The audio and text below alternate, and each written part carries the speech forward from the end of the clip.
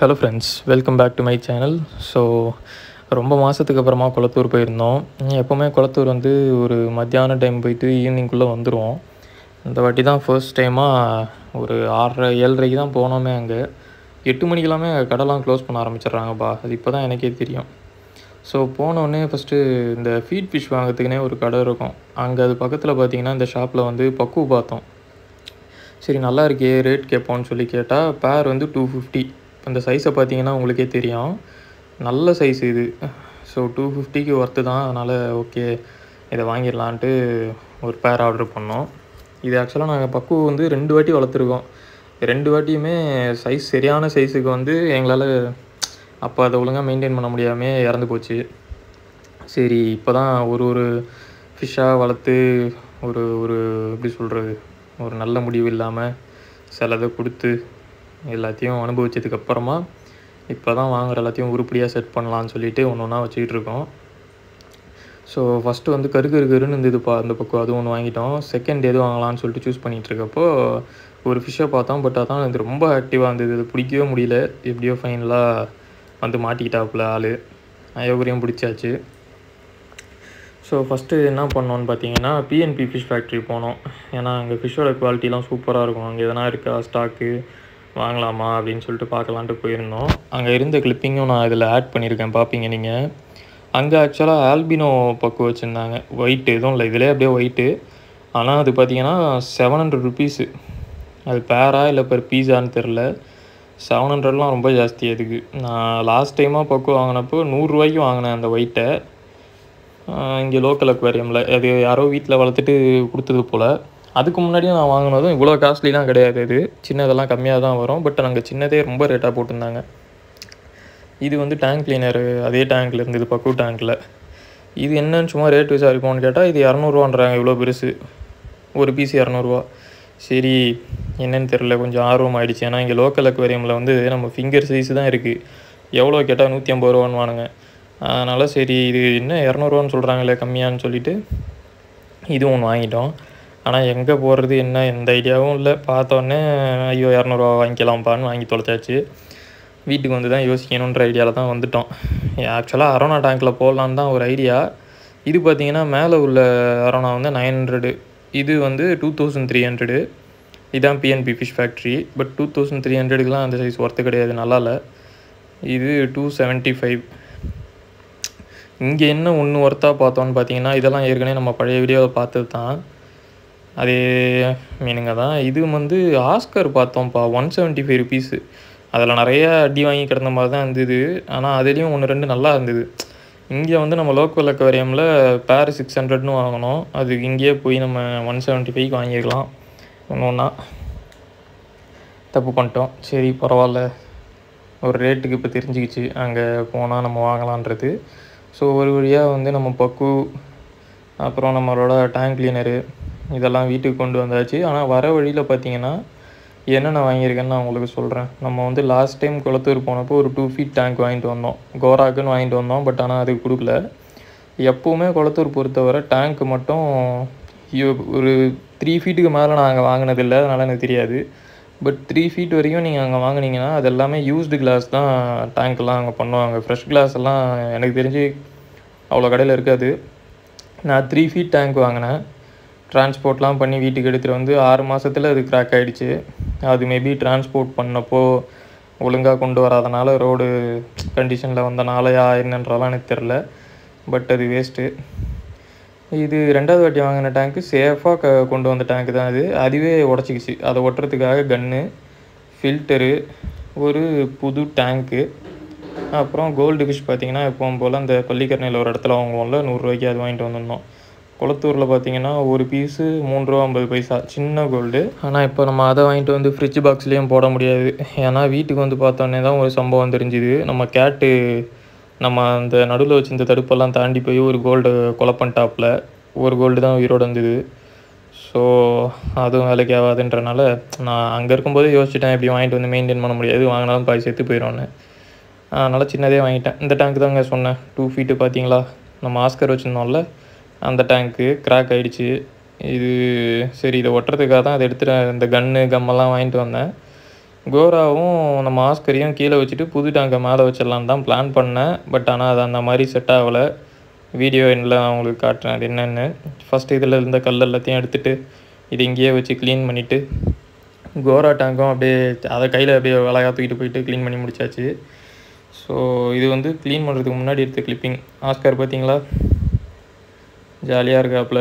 அடிக்கடி ஃபீடு வந்து gold fish தான் கொடுக்குறேன், நல்லா சாப்பிட்டுன்னு இருக்குது. கோராவும் கொஞ்சம் வளர்ந்துருக்கு. 2 months கம்ப்ளீட் ஆக போகுது கோராக்கும் ஆஸ்கருக்கும்.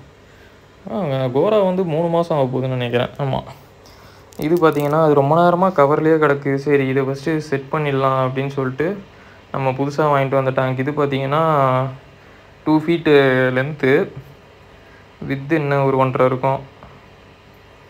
இது ரேட்டு பார்த்திங்கன்னா 600 ரூபா, 750 ரூபா சொன்னாங்க.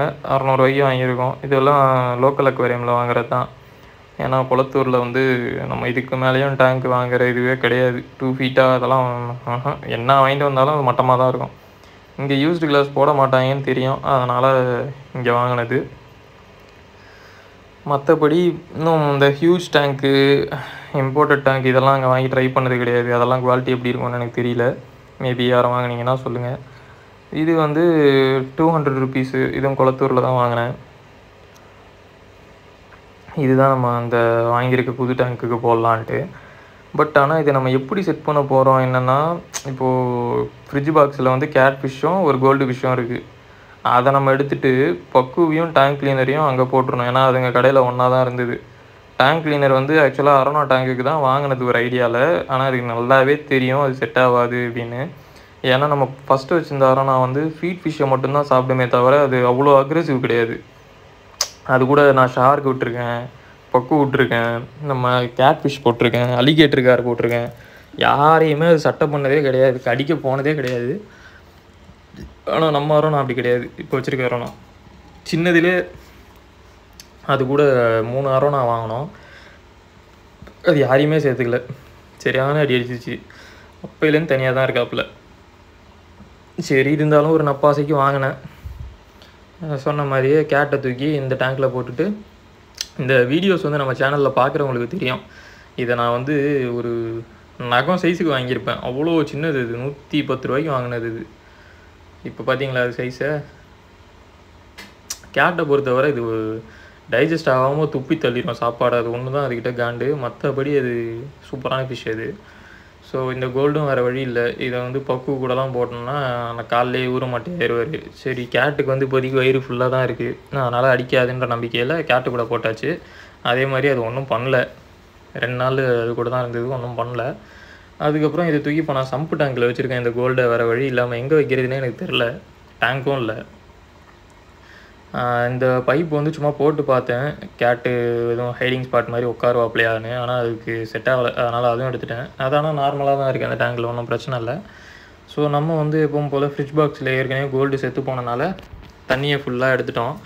திரும்ப ஃப்ரெஷ்ஷாக தண்ணி ஏற்றிட்டு இதுங்களை கவரை கொஞ்சம் நேரம் உள்ளே போட்டு வச்சுட்டு டேங்க் கிளீனரை ஃபஸ்ட்டு இறக்கி விட்டாச்சு.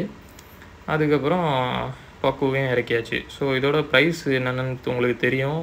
பக்கு வந்து 250, டேங்க் கிளீனர் 200, நம்மளோட டேங்க் வந்து 600 ரூபா, அந்த ஃபில்ட்ரு வந்து ஒரு 200 rupees. நெட்டு பார்த்திங்கன்னா இது ஒரு 20 rupees. இந்த சின்ன நெட் இருக்குது பார்த்தீங்களா, ஃபீட் ஃபிஷ்ஷுக்கு பிடிக்கிறதுக்காக இது ஒரு நெட்டும் வாங்கணும். மற்றபடி அவ்வளோதான். இது வந்து ஃப்ளாஷ் போட்டாச்சு, இதுங்க தெரியுதான்னு பார்த்தேன், சுத்தமாக தெரிலப்பா. 3ம் கருகருன்னு இருந்தது, அதனால் ஒன்றும் தெரியல. காலைல பார்த்துக்கலான்னு விட்டேன். இது வந்து நம்ம டேங்கை ஒட்டுறதுக்காக வாங்கின அந்த பேஸ்ட்டு, அப்புறம் கன்று. இந்த கிராக்கை மட்டும் நம்ம ஒட்டணும். ஏன்னா நம்ம சம்பு வச்சுருக்கோம் பார்த்தீங்களா 3 feet, அதுவே கிராக்கான டேங்க் தான், குளத்தூரில் வாங்கினது தான். பாட்டம் பொழந்துக்குச்சு ஃபுல்லாக கிராக்கு. அதையே இந்த கம்மு போட்டு ஃபுல்லாக ஒட்டி எடுத்து அத்தனை வருஷமாக தாக்கு பிடிச்சிக்கிட்டு இருக்குது அது. ஸோ நம்ம வந்து அழகு பார்க்காம அழகாக கம்மை மட்டும் போட்டு ஸ்ட்ராங்காக ஒட்டி விட்டோன்னு வச்சுக்கோங்களேன், எட்ஜஸ்லாம் ஒன்றும் ஆகாது. இது தெரில, இது ஏற்கனவே மட்டமான கிளாஸ் தான். சரி பரவாயில்ல, இப்போதைக்கு வேறு என்ன பண்ணுறது, ஒட்டி அப்படியே டிஸ்டர்ப் பண்ணாமல் கீழே வச்சுருவோன்றதுக்காக தான் இந்த கன்னும் எதுவும் வாங்கினேன். பேஸ்ட்டு பார்த்திங்கன்னா 200 ரூபா, கன்று வந்து 250 ரூபா. ஸோ இதை நம்ம வந்து வாங்கி வச்சுக்கிட்டோம்னா யூஸ்ஃபுல்லாக தான் இருக்கும். பட் ஆனால் ரொம்ப நாளாக வச்சுருந்தோன்னா அப்படியே கட்டி போயிடும் யூஸ் இல்லாமல் வச்சுருந்தோன்னா. ஸோ பார்ப்போம், நான் நெக்ஸ்ட்டு எதனா எப்படி சொல்கிறது டைம் கிடைக்கிறப்போ இதுங்களெல்லாம் எங்கேனா ஒரு பிளேஸில் வச்சுட்டு தான் மொத்த டேங்க்குக்கும் இந்த க்ளூவை போட்டு யூஸ் பண்ணி சும்மா ஒரு பேக்கப் மாதிரி ஓட்டலான்னு இருக்கேன். இல்லைனா நம்ம 6 ஃபீட் டேங்க்குக்கு மேலே வந்து டாப்பை கழட்டிட்டு ஃபுல்லாக கிளாஸில் மூடுவாங்க தெரியுமா, அந்த மாதிரி ஒரு செட்டப் பண்ணணுன்னு ஒரு ஐடியா இருக்குது. ஆனால் அது பண்ணால் அரோனா அதுலேருந்து அடித்து டேங்க்கை, அதாவது அந்த கிளாஸை உடைக்காமல் இருந்தால் சரி, அது எப்படி பண்ணலான்ற ஒரு ஐடியாவும் பார்த்துட்ருக்கேன். பார்ப்போம். ஆஸ்கரை வந்து ஒரு நைட் நான் பக்கெட்டில் தாங்க வச்சுருந்தேன். இது டேங்க்கை ஓட்டணும் இல்லையா, ஒரு நைட் ஃபுல்லாக காய வச்சுட்டு அது வரைக்கும் அது பக்கெட்டில் தான் கிடந்தது.